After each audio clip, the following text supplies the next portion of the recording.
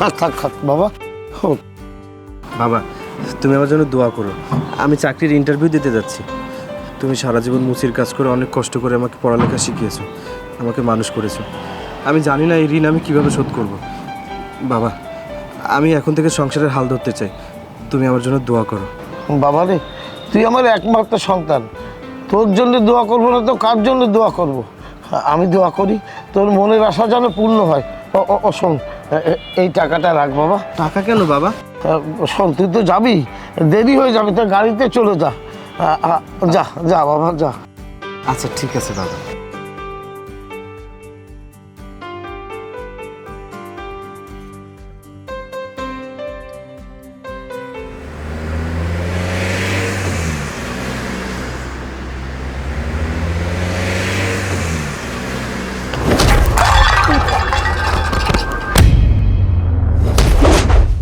বাবা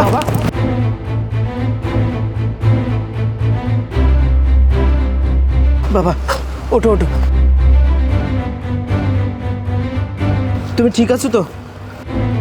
thanks god আমার গাড়ির কিছু হয়নি। এই ছোট লোকের বাচ্চা, এরকম রাস্তার উপরে কেউ দোকান রাখে? তোদের দোকানের সাথে লেগে যদি আমার গাড়ির কিছু হয়ে যেত? তোদের মতো গরিবদের রক্ত মাংস বিক্রি করলেও আমার গাড়ির একটা চাকার দামও হবে না। নেক্সট টাইম যদি দেখি না, একদম পিষে মেরে ফেলবো। ননসেন্স কোথাকার। দাঁড়ান ম্যাডাম, আমাদের মতো গরিব মানুষের রক্ত মাংস বিক্রি করলে যেমন আপনার গাড়ির একটা টাকার দাম হবে না, তেমনি আমার বাবা যদি আজকে মুসির কাজ না করে আমাদের পেটে ভাত জুটবে না।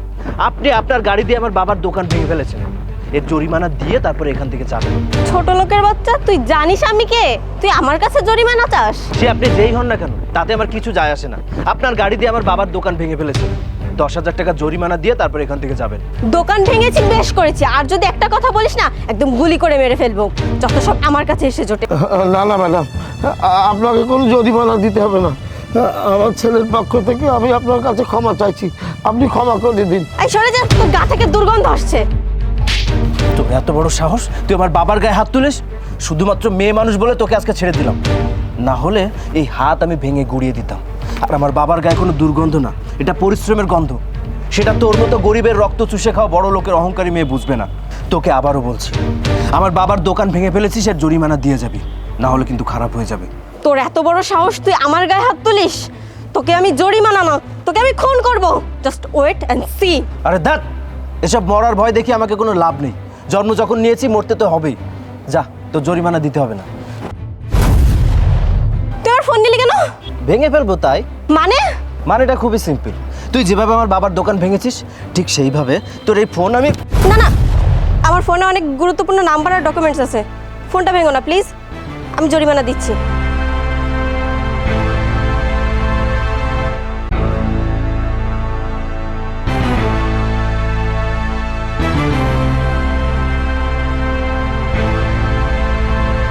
এই নাও টাকা, আর আমার ফোনটা দাও।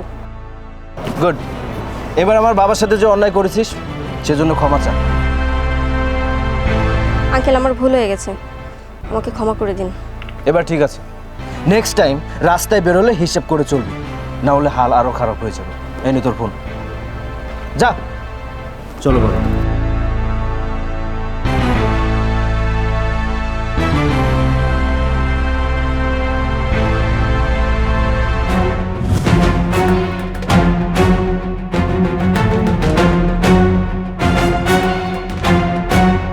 কিরে বোন, কি হয়েছে তোর? এমন করছিস কেন? ভাইয়া, আমার পায়ের রক্ত মাথায় উঠে গেছে, রাগে গা হাত পা ফেটে যাচ্ছে, মনে হচ্ছে সবকিছু ভেঙে চলে চুরমার করে দেই। আরে পাগলি, মাথাটা ঠান্ডা কর। কি হয়েছে আমাকে বল, না হলে আমি বুঝবো কিভাবে। ভাই আমি জীবনেও এত অপমান হইনি যেভাবে আজকে একটা ছোট লোক রাস্তার সবার সামনে আমাকে অপমান করেছে। কি বলিস? কার এত বড় সাহস যে আমার বোনকে এভাবে অপমান করেছে? শুধু অপমান নয় ভাইয়া, আমার গায়েও হাত তুলেছে। কি? তোর গায়ে হাত তুলেছে? ওর নাম বল, তারপর দেখ ওর কি ব্যবস্থা করি। ভাই আমি ওকে চিনি না, তবে ওর বাবা প্রতিদিন গলির মোড়ে মুচির দোকান নিয়ে বসে। ওর নাম দীপ্ত। কি? ওই মুচির বাচ্চার এত বড় সাহস, ও তোর গায়ে হাত তুলেছে? তার ওর ব্যবস্থা করছি। ওসমান, এই ওসমান। স্যার আমাকে ডেকেছেন? হ্যাঁ, ওই গলির মোড়ে মুচির দোকান নিয়ে বসে। ওকে আর ওর ছেলের কোথায় আছে 2 ঘন্টার ভিতরে খুঁজে বের করবি, যা। ঠিক আছে স্যার। বোন তুই কোনো চিন্তা করিস না, তুই খালি দেখ ওর কি ব্যবস্থা করি আমি। না ভাইয়া, তুমি ওকে কিছু বলবে না, ও আমাকে সবার সামনে অপমান করেছে, তাই আমি ওকে নিজে হাতে শাস্তি দেব। এই সবকিছু ভেঙে ফেল।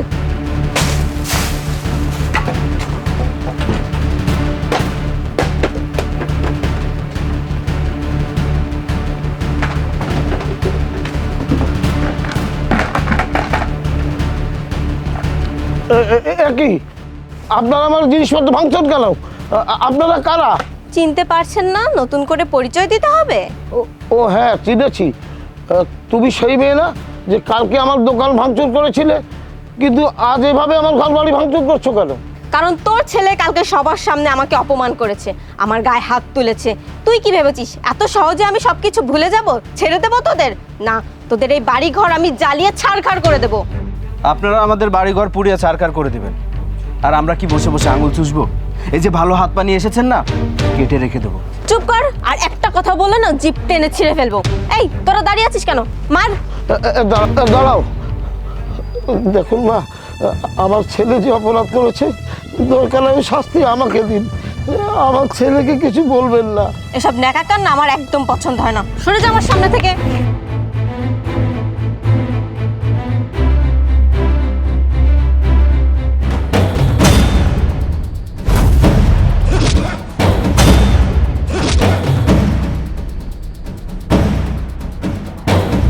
দিব্য, এটা কি করছিস?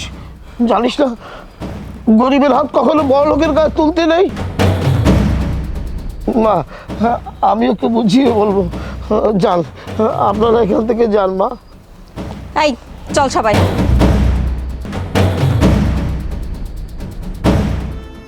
বাবা, তুই কেন বুঝতে চাস না?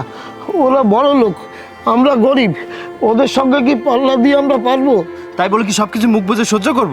দেখ বাবা, সামনে তোর উজ্জ্বল ভবিষ্যৎ, তোকে বড় হতে হবে। অন্তত সেদিক বিবেচনা করে নয়, মাথা ঠান্ডা কর বাবা। আয় আয়, তুই ঘরে আয়, মাথা ঠান্ডা কর।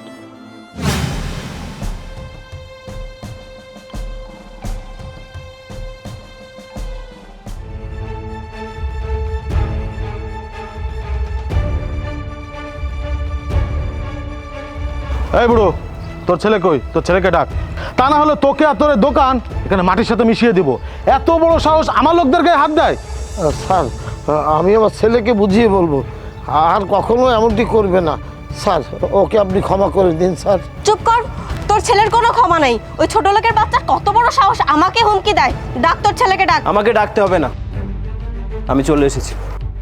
কি বলবেন বলুন। এই ফকিরের বাচ্চা, তোকে এত বড় সাহস কে দিয়েছে? তুই আমার বোনকে অপমান করিস, আবার বলেছিস আমার বোনের হাত পা কেটে ফেলবি, এমনকি আমার লোকদের গায়ে তুই হাত দিয়েছিস। এই, তোকে এত বড় সাহস কে দিয়েছে? হ্যাঁ, প্রতিবাদ করতে সাহস লাগে না, লাগে আত্মবিশ্বাস, যেটা আমার মধ্যে আছে।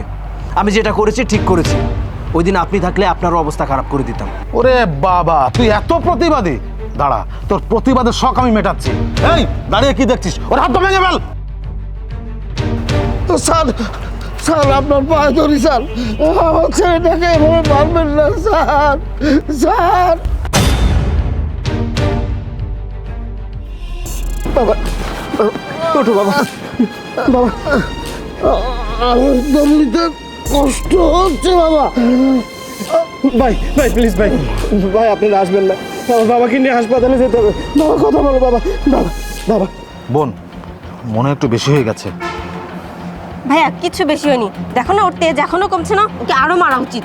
আর প্রতিশোধ নিতে গিয়ে কি একটা বুড়ো মানুষকে ভেবে মেরে ফেলবি নাকি? তোর মাথা ঠিক আছে? আচ্ছা ঠিক আছে, মনে হয় ওদের শিক্ষা হয়েছে, চলো। চল। Sir sir sir please sir, sir sir আপনাদের গাড়িতে করে আমার বাবাকে একটু হাসপাতালে নিয়ে যেতে হবে স্যার। স্যার একবার হাসপাতালে নিয়ে যাই, তারপরে আপনি যে শাস্তি দেবেন আমি মাথা পেতে নেব। স্যার আমার বাবার অবস্থা খুবই খারাপ স্যার, স্যার দয়া করুন স্যার। এই ছোট লোকের বাচ্চা, তোরা ভাবলি কি করে তোদের মতো ছোট লোকদের আমাদের এই দামি গাড়িতে উঠাবো? ম্যাডাম ম্যাডাম এমনভাবে বলবেন না ম্যাডাম। ম্যাডাম আমার বাবার অবস্থা খুবই খারাপ, তাকে হাসপাতালে নেওয়ার ব্যবস্থা করে দিন ম্যাডাম। আমি কথা দিচ্ছি, আমি সারা জীবন আপনার গোলাম হয়ে থাকবো ম্যাডাম। আমার এতটাও বাজে সময় আসেনি যে তোকে আমার গোলাম বানিয়ে রাখতে হবে। আশা করি তোদের শিক্ষা হয়ে গেছে, নেক্সট টাইম আর আমার সাথে পাঙ্গা নিতে আসবি না। ভাইয়া চলো। হ্যাঁ চল। Sir sir sir sir sir, বাবা বাবা তোমার কিচ্ছু হবে না বাবা। বাবা তুমি আল্লাহর উপর ভরসা রাখো বাবা। বাবা তোমার কিচ্ছু হবে না বাবা। বাবা বাবা রে, আমার সবাই শেষ বাবা। তোকে একটা কথা বলে যাই, আমার সবাই শেষ বাবা। তুই খুব ভালো ছেলে, পারলে অসহায় মানুষের পাশে থাকিস, সততার থাকিস বাবা। আল্লাহ ইলাহা ইল্লাল্লাহ।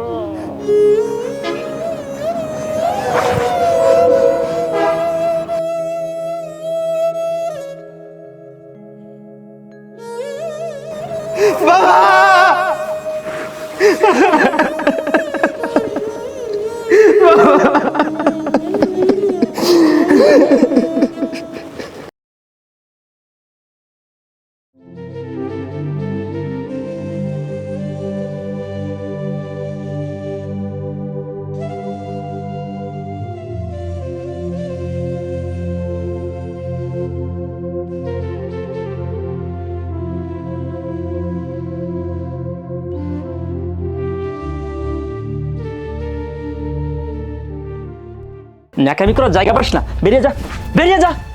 বাড়ি ভাড়া দেওয়ার নামে খোঁজ দিয়ে আবার দখল করে আছে আমার ঘর দরজা। বেরিয়ে যা আমার বাড়ি থেকে। ভাইজান, আমাদেরকে আর কিছুদিন সময় দিন, আমরা টাকাগুলো পরিশোধ করে দেবো। আর কোনো সময় দিতে পারবো না, তোদেরকে আমি অনেক সময় দিয়েছি। আমার বাড়ি থেকে এখনই বেরিয়ে যা।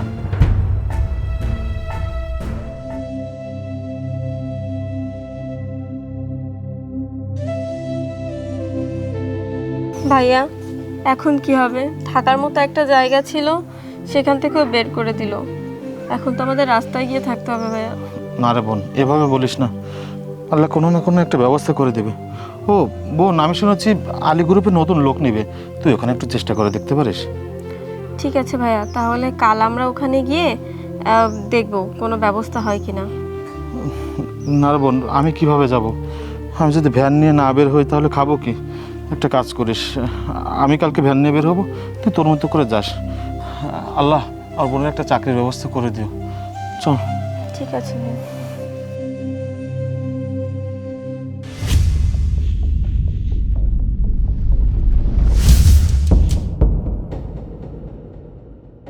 স্যার আসবো?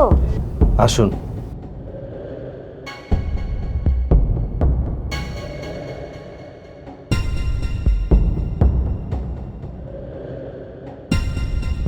বসুন। কি কাজ? আমি একটা চাকরি চাই। আমি দেওলিয়া হয়ে গিয়েছি, 3 দিন ধরে কিচ্ছু খাই না। আমি আপনার অফিসের যে কোনো ছোটো কাজ করতে রাজি আছি। নাম? আমার নাম মিথিলা। ও, সেই অহংকারী মেয়েটা যে আমার গরিব বাবাকে গন্ধওয়ালা মুচি বলে অপমান করেছিল, যে আমার গরিব বাবার ঘর ভেঙে ফেলেছিল। Am I right or am I right? কি ব্যাপার, কিছু বলুন। মাথা নিচু কেন? নাকি মুখের ভাষা হারিয়ে ফেলেছেন? দীপ্ত, আমি ভুল করেছি, আমি অনেক বড় ভুল করেছি, আর তার শাস্তি আমি প্রতিনিয়ত পেয়ে যাচ্ছি। আমাদের যেখানে যা ছিল সব কিছু ভাইয়া ব্যবসায় লস করে তার ঘানি টানতে টানতে সব কিছু শেষ হয়ে গেছে। এখন আমরা নিঃস্ব। এখন ভাইয়া কোনো রকম ভ্যান চালায়, আর আমি বাসায় সেলাই মেশিনের কাজ করে খেয়ে না খেয়ে দিন পার করছি। সেদিন তোমাদের সাথে অনেক বড় অন্যায় করেছি, আল্লাহ হয়তো তার শাস্তি এভাবে আমাদেরকে দিচ্ছে। বাহ, নিয়তির কি সুন্দর বিধান। যে অহংকার নিয়ে মানুষের সাথে খারাপ ব্যবহার করতেন, মানুষকে মানুষ বলে মনে করতেন না, সেই অহংকারীর আজ কী অবস্থা। মানুষের কাছে হাত পেতে বেড়াচ্ছেন একটা কাজের জন্য। কি দোষ ছিল আমার? কি দোষ ছিল আমার বাবার, যার কারণে আমাদের সাথে অমানুষের মতো ব্যবহার করেছিলেন? তুমি জানো, প্রতিদিন যখন আমি অফিসে আসি তখন আমার বাবার ছবির দিকে তাকিয়ে থাকি, আর মনে মনে ভাবি, বাবা যদি আজ বেঁচে থাকতো তাহলে আমি বাবাকে বলতে পারতাম, বাবা আমি সফল হয়েছি। আর বাবা নিজের চোখে দেখতে পারতো অত্যাচারীদের শাস্তি কিভাবে আল্লাহ দিচ্ছেন। দীপ্ত, আমি আল্লাহকে সাক্ষী রেখে বলছি, আমি সারা জীবন অনুতপ্ত থাকবো যদি তুমি আমাকে ক্ষমা না করো। প্লিজ আমাকে ক্ষমা করে দাও। ক্ষমা? ক্ষমা খুব একটা দামি জিনিস মিথিলা, যেটা সবাই পায় না। তোমার এক রাগে আমার বাবার জীবন শেষ, আর আজ তুমি এসেছো আমার কাছে দয়া চাইতে, আমার কাছে ক্ষমা চাইতে। না, আমি তোমাকে আজ কিছুই দিতে পারবো না, না কাজ, না সাহায্য, না ক্ষমা। Please Dipto, please. Miss Mithila, মনের আবেগে অনেকবার আমার নাম ধরে ডেকে ফেলেছো, কিন্তু আর না। এখানে সবাই আমাকে স্যার বলে ডাকে, সো কল মি স্যার। কান্না আসছে? 5 বছর আগের কথা মনে আছে? আমিও ঠিক এইভাবে তোমাদের কাছে কান্না করে ভিক্ষা চেয়েছিলাম যে তোমাদের গাড়িতে করে আমার বাবাকে একটু হসপিটালে নিয়ে যাব। আমি এটাও তোমাকে বলেছিলাম যে তুমি আমাকে আজকের মতো একটু সাহায্য করো, দরকার হলে আজীবন তোমার বাড়ির গোলাম হয়ে থাকবো। কিন্তু তুমি আমাকে কি বলেছিলে? তুমি বলেছিলে তোমার এতটাও খারাপ সময় আসেনি যে আমার মতো একটা ফকিরকে তোমার বাড়ির গোলাম করে রাখবে। আজ কি হলো? আজ তো সেই অহংকারী মানুষটা এই ফকিরের কাছে এসেছে চাকরি ভিক্ষা চাওয়ার জন্য। তোমার কি এখন একটুও লজ্জা লাগছে না? দেখলে তো সময় কিভাবে বদলে যায়। এখন তুমি একটু হলেও বুঝবে যে কষ্ট কাকে বলে। এখন তুমি একটু হলেও বুঝবে যে মানুষকে ঠকালে তার পরিণতি কি হয়। সারা জীবন টাকা আর সম্পত্তির অহংকারে মানুষকে মানুষ বলে মূল্য দিলে না। কই এখন সেসব টাকা আর সম্পত্তি কোথায় গেল? সব শেষ।